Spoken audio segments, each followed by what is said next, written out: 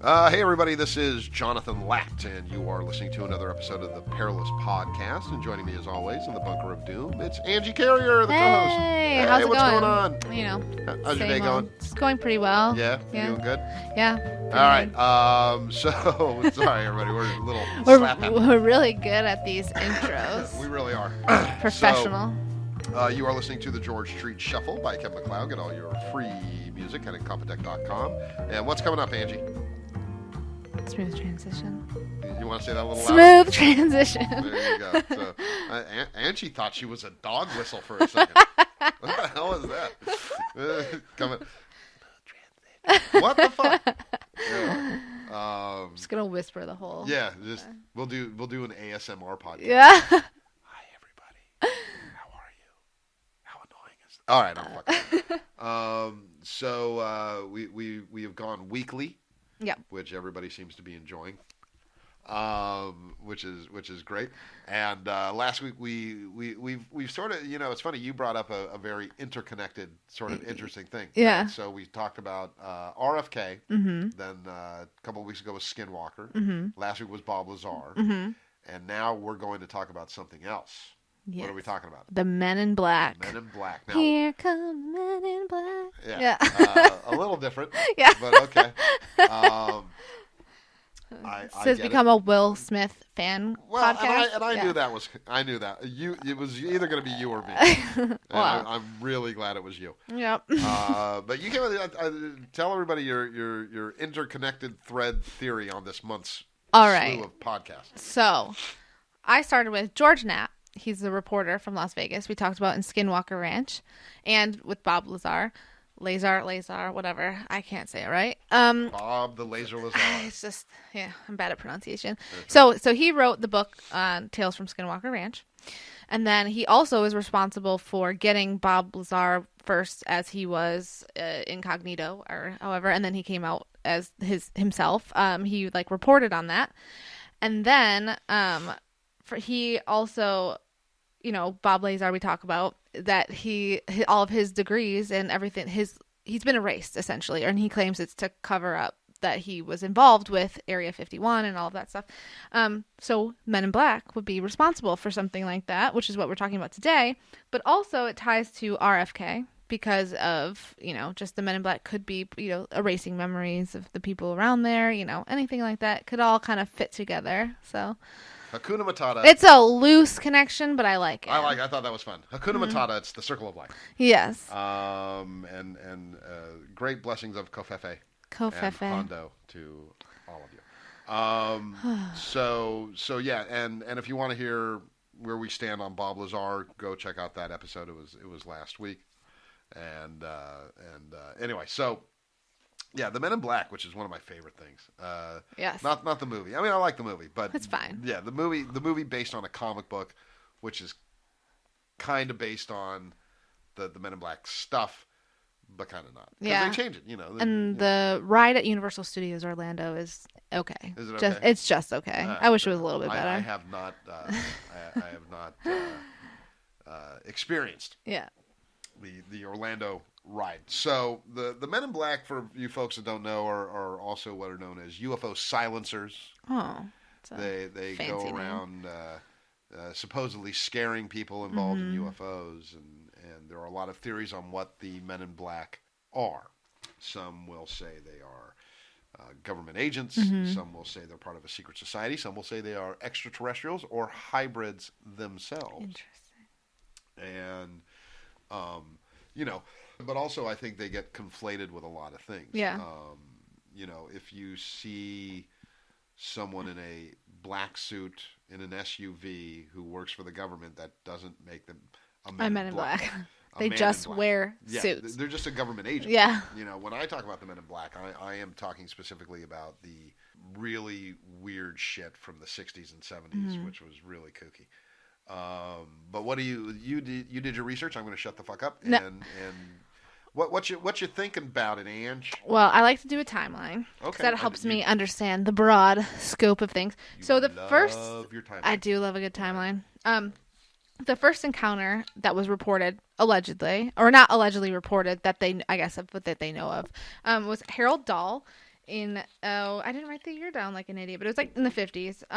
There was like 6, he said that there were 6 UFOs. One fell and killed his dog, hurt his son, and he took pictures of the wreckage, and he claims that Men in Black came, or actually just a man in black came, who told him not to speak about what happened, and he fogged over the photos so that he couldn't show them anymore. So that happened, and then in 1967, there was another person, Robert Richardson, from Ohio, and he had a car crash with the UFO, and he took home a piece of metal. And he said that 2 people came to his door, threatened his wife, and said, "Give us that metal," and then he'd already turned it over to authorities, and they left, and he never heard from him again.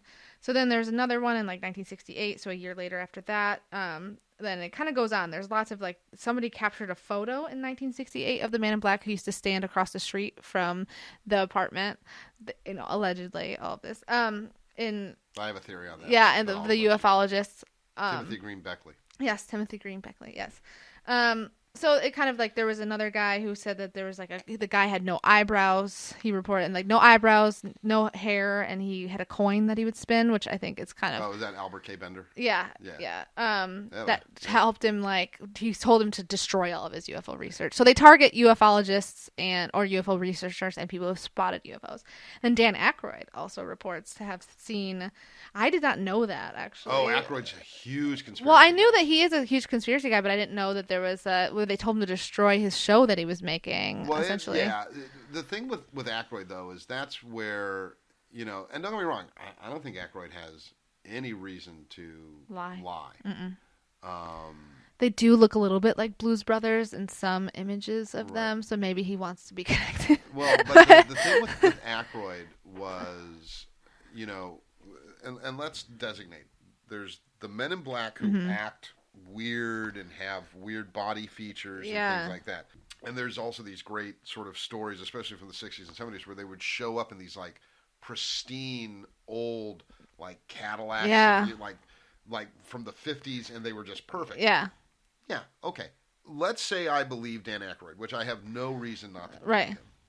He wasn't approached by a man in black. He was approached by a guy that works for the government that said, "Shut the fuck up, Ghostbuster." Right. Again, he was just a guy.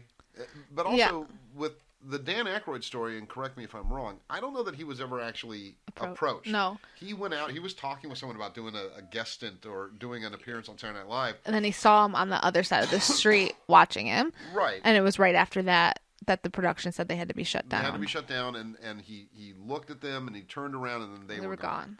Now, look, okay, maybe. But maybe it was like some dude's private security, and he looked over, and they had just loaded the person into the car, and he turned around, left. He's talking on the phone, he turned around, they made a U-turn, they left. Yeah. Or whatever, they could have been 2 completely unrelated things. Especially because he probably didn't think anything of that incident until they told him he had to shut down his production, and then your memory is like, maybe I saw. I only had my back turned for 10 seconds. Yeah, but you don't know that. It could have been. Yeah, I agree. And did they shut down his show because he was getting too close to the truth? It's highly possible. Right. Or did they shut down his show because it was too expensive and Dan Aykroyd's a pain in the ass? Right. Who knows? I think it's totally possible. Timothy Green Beckley. The photographer from 1968. Yeah. This drives me insane. Have you actually seen the picture? Yes. Okay. So I'm gonna theory time. So the Men in Black are these ominous, intimidating. Yeah. The picture Timothy Green Beckley took looks like a jeweler. Yeah. He just looks like an old Jewish man who's just standing in a doorway, and he's not intimidating. He's wearing glasses. He reminded me of like Alfred Hitchcock for some reason, like just the side profile kind of thing. To me, he just looks like every old Jewish uncle I would run into at Passover, and he's not necessarily in black. It looks gray to me. Yeah. He's wearing a gray hat, but he's not wearing sunglasses. He's wearing glasses. Yeah. He doesn't look intimidating. He looks frumpy. Yeah. It's true. That is not a man in black. That is a man wearing blackish clothes. Yeah. Who, he was observing them for. Says who? Right. Says the guy who took the photo, who is, again, I don't think making tons of money over the years doing all this, but who is so emotionally invested in being the only guy to ever get a picture of a man in black that this has to be a man in black and not a guy named Moisha who just moved into the neighborhood and is, you know what I mean? Yeah. Like, I look at that photo and I remember reading a book. It was either called The UFO Silencers or something like that. And this was back when I was in my 20s. I still have the book. And it was either Case Book on Men in Black or something. And this was back, you know, you go through a really interesting process when you start getting into this stuff is you know, you start out curious. Mm-hmm. Then you go to where you believe everything. Yeah. And then if you're very lucky, you come out the other side where you either completely believe everything, like George Norrie, who's an idiot, by the way. He's the host of Coast to Coast. And I think he means well, but he believes everything. Yeah. I think we talked about him before. Yeah. You're a host. Question people, you know. Again, I apologize. But you come out the other side and you're like, okay, here's what I believe, but I'm not going to believe everything and I want proof. Yeah. And I remember reading these books on the UFO silencers or whatever and seeing that picture at a time where I believed everything. And ever since I saw that picture, I went, no. Yeah. That is not a man in black. Yeah. That is a man in a fucking raincoat. Yeah. Stop it. Mm-hmm. Stop it. That's true. Stop it. You know. And rolling back around to George Knapp. Yeah. Who I respect. And I think he uses it for, you know, more of a narrative. Yeah. But there's a great thing, if you can find it on YouTube, which shouldn't be too hard, where there was this sort of UFO incident in a Nevada county. And so he went in to investigate it. And they talk about the men in black showing up in vans and stuff like that. Okay, yeah, those aren't men in black. Those are government employees. Right. It's true. Government employees. When I talk about men in black, I am talking about the real creepy motherfuckers who act weird. No eyebrows. Maybe no eyebrows. Maybe they just all have Act alopecia. robotic. Yeah. You know, they don't seem human, or they seem, you know, unemotional. They show up in these pristine cars. You know, if it's an SUV, it's probably not a creepy man in black. It's probably a government employee. And for me, those are the most fascinating stories. Yeah, I agree. Because what are they? And in the 60s, when this was all going on, the Air Force actually came out and said, there are people out there claiming to work for the U.S. Air Force. They do not work for us.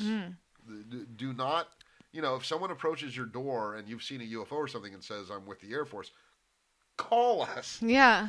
Make sure we've sent somebody out to talk to you, because they don't work for us. So there was obviously something going on. Was it a private organization? Was it a secret society? Is it aliens? Is it the deep state, which is that covert world where we just don't know what the fuck is going on, like Black Ops stuff, where it's just so deep that, like, when they talk about no one can keep a secret like UFOs or the JFK assassination quiet. Yeah, you can. Yeah. Sure you can. You absolutely can. You know, you can't keep leaks coming from the White House of any administration, because these are just people, civilians. Yeah. But deep state true believers who aren't, you know, working for elected officials, but they're doing serious shit. Yeah. Yeah, you can keep a fucking secret, man. Yeah. You totally can. So, you know, so with the Men in Black stuff, I go, yeah, I don't know what it is, but there's two different ones. There's the government employees, and people go, Man in Black! Yeah. It's not a Man in Black. It's Kevin. Right. Got a wife and kids. He's doing his job. And then there's the real creepy motherfuckers. Yeah. You know. But the ones in the 50s and 60s weren't initially reported as really creepy, right? They just had, like, security badges and, like... Well, when you get into... Or they were just intimidating and threatening. Right, but no, there were two... But even back then, there were two different reports. There were reports of people going, okay, I think it's a Man in Black, but it's a government agent. Yeah. And then like, Albert K. Bender, who, whether he's full of shit or not, and he wrote a book... about it, or one of his friends wrote a book about it. And yeah, they're doing weird shit. They're like, you know, the coin, and it's through his hand and all that stuff and everything. So yeah, there's two different types. But then there's the ones that just act like, for me, and this will tie in nicely back to RFK. Callback. Yeah, callback. So here's here's the theory. So you have these men in black who show up and they act robotic. Yeah. And you know, they have their eyebrows. Yeah. But there's lots of different variations. Yeah. So you have the ones that seem to lack emotion. They act robotic. They give off this creepy sort of vibe. They seem dead. Yeah. So let's say maybe those people don't know they're Men in Black. That's true. They're under sort of a Project Artichoke thing where there's the you know, there's the deep state is observing all this UFO stuff. Somebody sees something actually real. Like if it's a government test project, that's when the government people come out. Yeah. And they go, okay, we got to fucking clamp this fucking down. Right. Because our super secret spy plane just crashed. And so they go around, they go, shut the fuck up, America. Yeah. And don't be an asshole. Yeah. Maybe a couple of death threats when they go on their way. But then there's the deep state. Or even where it gets into the weird thing of deep state and secret societies all intermingled and stuff like that. And we can do a whole thing on secret societies where I think we've talked about this before. If you've heard of the secret society... It's not secret. No, it's not that secret. You know, the Illuminati is not running the world. Yeah. Stop it. Lady Gaga has not been controlled. But, so let's say you have the deep state and something truly strange happens. Yeah. And you have the deep state and you have your Manchurians. And you know how to trigger them to do what. And maybe some are triggered to be assassins. But what if you program them to be Men in Black? That's true. And all you need to do is show up, do the trigger, dress them up. Wait, so is the suit maybe part of the trigger? Because the one thing that I was like, not one, but like one of the things I was like, why would they always wear the same fucking outfit? Right. Like if they were supposed to be these secret like right. guys, like why always be able to like allow yourself to be noticed like that? And so, but maybe that is maybe that's part of the trigger. It's a very good point. I didn't actually even think about that. Because they have the hats too. A lot of times, or like, did you see? We didn't talk about it, but one of the sightings they have on like security camera in 2008 of that hotel. The problem I have with that, like, I would love that to be true. Same, but it didn't feel right. Or is it a viral video? Is it? Like that they made like that because the hotel manager was like, they were looking for me because I saw a UFO and the hotel staff were scared by them. We caught them on security camera. And like it's very compelling. Would they have let themselves be caught on security camera though? The thing. It's like, I don't know, but also it's one of those things where you go, there's never been any real sufficient follow-up to that case. And I really like, if you're curious, you can YouTube Men in Black in a Hotel or something like that, and it'll come up. But just because of the amount of shenanigans that goes on, especially with YouTube and UFOs and stuff, and the amount of fucking fake people or just fake stuff that gets on there for clicks and views, I look at that and I go, it was one of, look, okay, maybe it really was, but why would they go to the hotel? Why wouldn't they go to the guy's house? Right. Okay? Why approach him at work? So, hoax. Two guys pulling off the greatest practical joke ever. Yes, because they knew he saw a UFO. Yeah. Like, dude. This idiot. Dude, Brian saw a UFO. You know, he's always talking about that Men in Black shit. My dad's out of town. Let's go get a couple of his suits. Yeah. Let's go fuck with him. So either just the greatest practical joke ever in the UFO field. A viral video for whatever reason. Right. You know, if you know, I can certainly see where a UFO sighting happens and a very clever manager at a hotel goes, you want to increase bookings? That video comes out. I guarantee you that's smart. A couple hundred UFO investigators book rooms at that hotel to go and investigate. So I don't know. That one to me is just, that one to me screams bullshit. I agree. I really want it to be true, but. Yeah, that's like when I saw that also just tied in with the like my thoughts about the suits. Like, why would they wear the same effing thing every single time? Like, well, but maybe that's a trigger. Yeah. So you know, I think of, like, again, I go back to the mind control aspect, which is, you know, robotic, creepy. Yeah, if you have dead eyes, that's creepy as fuck. Yeah. Speaking in a monotone. So, you know, if you're deep state or whatever and something weird happens and you don't want to send out your guys because, heaven forbid, something go wrong and somebody gets a picture of your guys, go get 2 or 3 or 4 of your people that you've been able to program, trigger them, mm-hmm. send them, and they go do their thing, and then they disappear, and nobody ever sees them again. Yeah. That's why nobody ever sees the same fucking guy. Right. So maybe that's what it is. Yeah, that makes sense. Maybe they are alien hybrids. I don't think so. No, I don't think so either. The thing about, and again, one of the things we have to discuss is for every real story, mm-hmm. there's 5 to 10 fake ones. Yeah. So like the Albert Bender thing, mm-hmm. which was really one of the first well-published ones. And he had I think he even had a magazine that he stopped publishing because of it and all that stuff. Well, yeah, they told him to destroy all of his research, so it might have scared him enough to... Well, and I've read the book, mm-hmm. The Flying Saucers and the Three Men or something like that. My basic feeling is it's all bullshit. Yeah. Like he just made that up. He made it up for whatever reason. Mm-hmm. I don't believe that at all. Dan Aykroyd, I don't think Dan Aykroyd's lying. No. I think he's just misunderstanding what he saw. Mm-hmm. Timothy Green Beckley, he just desperately needs that to be, that's his one thing. Yeah. And I don't mean to be mean about it, but I mean, he's probably not alive anymore, is he? no, I think he is. Oh, really? I think he is. But it's like that's his thing, man. He needs that to be a man in black and not just an old Jewish man standing in his doorway waiting for Ethel. Yeah. What is she doing? I'm cold. Come on. You're killing me. So do I believe, and I actually, I will say this, I really do believe in real men in black. Yeah. And I'm not talking about the government agents. No. I'm talking about a shadowy thing where they will tell you, give it over, shut the fuck up, whatever, because it's power, mm-hmm.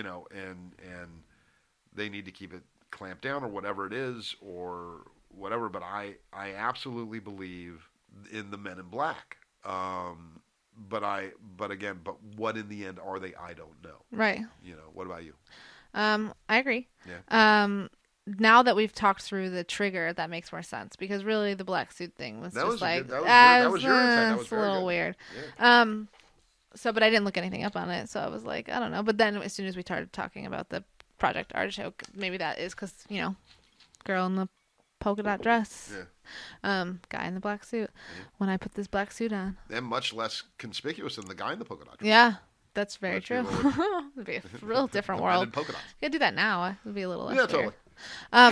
So, yeah, I agree with your assessment. But it is a little bit like, I still don't understand maybe the why behind it. Unless it is kind of tied to like, if the CIA and FBI are not the ones officially, like we talked about in Roswell, second episode or whatever, if they're not officially the ones who are like dealing with the UFO stuff, maybe they're not. Maybe this is like part of that, I guess, instead of like they're not tied to the CIA, they're not tied to the FBI, but maybe they are kind of government agents, but not like in the traditional sense. It's that. Yeah, I absolutely think that's a possibility. Yeah.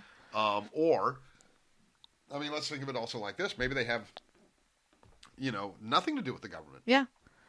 Maybe it is a private organization. I mean, we talked about... What would be the purpose of that? Like, why would they want to stop people? Well, because they want it for themselves. I see. Look at it like this. So we when we were talking about Skinwalker, we talked about Robert Bigelow. Yes. So Robert Bigelow is a billionaire who openly investigates UFOs. There's a Wired article who called him a zillionaire. Okay.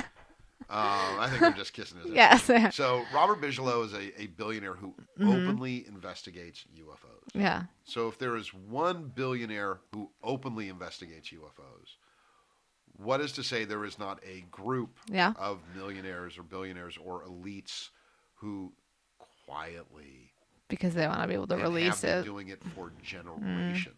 So it's not really a fact of like, don't say anything about this but it's more like, we might believe you and we want to investigate for ourselves. No. Oh? No. They want to intimidate and scare the people and say, don't talk about this to anyone, because they want, you didn't see anything. There's nothing here. Don't ever talk about it. We're going to kill your family. And they want, because, so let's look at it like this. So I think we're saying the same things, but I said it wrong. Maybe. Yeah. Or said it differently. So yes, no one's wrong. It's fair. Everyone's right. Everyone's opinion is always great. Our opinion is always great. A lot of stupid fucking people out there. In this room, both opinions are valid. There we go. Out there, a lot of fucking morons. Yeah. So you know, like I brought up the George Knapp Nevada UFO thing where people were saying they saw Men in Black, and I think that was the government going, oh, fuck. Yeah. Get that thing back to Area 51. Yeah. You know? We just spent $10 billion, you know, and the fucking wing fell off. Or whatever. Mm-hmm. But then there's the people that really see something. Yeah. Or really experience something that has, whatever it is, nothing to do with a government project whatsoever. Yeah. That's when whatever this is, the real Men in Black show up. Because maybe it is deep state, maybe it's a private organization. They want either to destroy the evidence or they want the evidence. And they want to make sure that the people who saw this are either so confused or so scared that they either don't know what really happened or don't ever want to talk about what really happened, because they've been collecting this stuff for generation after generation for whatever reason. Yeah. And it's power. Yeah. You know what I mean? Like, So that could be the real thing. Yeah. Do you think the end goal would be to eventually finally release proof, or is the end goal just to have what would if they have all of this information and they have this proof? Well, imagine they have information, they have proof, and so what do they want to do with it? And maybe they even have artifacts. Yeah. So you're gonna open a museum in a few years, or totally. Charge for admission. Yeah, it's you can go get Mexican street corn, some astronaut ice cream, like they. This is pretty good stuff. So you have evidence, proof, maybe you even have artifacts. So what are and information. Mm-hmm. So what can you do with these things? Well, with artifacts, you can back engineer them. You can make money. Well, that's true. Okay. With information, you can broker power. Mm-hmm. Okay. So artifacts and information are the two big things. Information, when I say information, I mean evidence and stuff like that. They could control the government with that information. You can manipulate people. Yeah. You can manipulate belief. You can manipulate the news. You can manipulate the government. You can control the flow of information, and you can control the population. Mm-hmm. And not necessarily in the sense of ruling them. Yeah. But, you can, information is power. Mm-hmm. So knowledge is power. Knowledge is power. But with the artifacts, you can make money. Yeah. And so between information and evidence, that's true. Money, power, control. I mean, there's a famous person who was reverse engineering UFOs, apparently, that we talked about. I said there's a famous person who was reverse engineering UFOs that we talked about. What? Bob Lazar. Oh, yeah, Bob Lazar. But he wasn't famous at the time. That's true. Well, now he's infamous, maybe? He's infamous. And I would say he's not even infamous anymore. Like I stated in the podcast with about Bob, is I actually believe Bob. So if we know the government's doing it, and governments are people, and we know most people that are high ranked in the government come from powerful families. And I do not find it hard to believe that powerful families, maybe even over the centuries, have been investigating this stuff before governments ever did. Yeah. The government agencies may even know about this deep state sort of thing, and they know of each other. They don't work well together. They don't like each other. And there's probably spies in both organizations. But so again, a real Men in Black, gender fluid person in black encounter with all the weird, wonderful crap that goes with it, the trance stuff and whatever, probably deep state or private organization. Yeah. And that's how you know the difference between somebody that saw an experimental craft that may even be back engineered, but is an experimental terrestrial craft. Yeah. And somebody that witnessed something really, really fucking weird that nobody can explain. And then also people that are just lying or prone to fantasy or looking for a little attention or the spotlight or fame or whatever, or are dumb enough to think they're going to make a shit ton of money in the UFO field. Yep. No, your 15 minutes of fame is not worth money. Yeah. You're not worth money. No. your final thoughts. My final thoughts are that, well, I don't always agree with you, but it feels like recently I have agreed with you a lot. Yeah. But just an agreeable person. Yeah. No, so I agree. Your artichoke programming is kicking. Yes, finally. It's all the tea that you'll give me. Yeah. Is he bad? I shouldn't say. No, she's very sweet. She's a very nice lady. I don't know why I said that. She's wonderful. She's very sweet. We'll edit that out. She brings me fruit. Yeah. Oh, that's nice. Yeah. Lemons? I think they were like little mandarin oranges last time. That's nice. They were very good. Yeah, anyway. I think, kind of like I said, that it definitely, for me, it makes the most sense if they were a part of some kind of a Project Artichoke situation. Honestly, solely from the outfits. I can't deal with them always wearing the same outfits. That's a really good point. I never even thought about that. It's a perfect trigger. The fucking hat that people report is like... And there's a number of triggers they use. Yeah. Like when we were talking about RFK, go back and listen to that, everybody. And maybe I'll even link the Darren Brown thing again in this. Yeah. That the guy he programmed to be an assassin... Yeah. There were a number of triggers used. Yeah. Different ones. So, yeah that definitely could. That's really smart. That could definitely be one. Yeah. So. You're smart. I try. There's a college education coming. Times two. Times two. That's right. You got a lot of brains. All right. Well, so we both believe. Yes. We believe some people are full of shit, but we do believe this is a thing. Mm-hmm. All right. Well, thank you very much. Yeah. Thank you. Good seeing you. I feel like our standard is that like there's always people full of shit, but there's always that's our like party line on this one. Well, except for the black-eyed kid. That's true. Everyone's full of shit. On they're that all just like shit. That's true. Well, listen, everybody. What do you think? Are the Men in Black real? Is it just a series of mediocre movies? I love the first one. I didn't see the other ones. I saw the first one a bunch. You're not missing much. But this has been the Perilous Podcast. We've been talking about Men in Black. Let us know. Tweet at us. Yeah. Go to my website, jonathanlatt.com. Go to Angie's website, angiecarrier.com. It's totally tech-based. Yeah. Not very exciting. If you're really get your nerd on. If you're really into UX design, you will. And who isn't? Right, I know. Yeah, and that's good stuff. It's so good. I say that mockingly, but it's a very cool thing. It's something that you need that you just don't know you need it. Yeah. But go to Angie's website. Go to my website. Follow us on Twitter. Ask us questions. Tell us we're stupid. It's fair. We just want to hear from you. Yeah. And let us know what you think. Leave comments. But we believe in the Men in Black. Yeah. We believe there's a few different explanations. So we will be back next week with a whole new episode. Again, getting over this cold. I apologize. The longest cold of all time. It really is. So the Men in Black got me.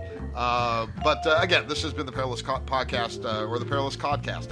My name is Jonathan Latt. Super into fish. Has been Angie Carrier. Yay. Thanks for joining me, Angie. Thanks for having me. All right, I'll talk to you next week. Yay. All right, thanks, everybody. Oh, this is the George Street Shuffle by Kevin MacLeod. Incompetech.com, royalty-free music.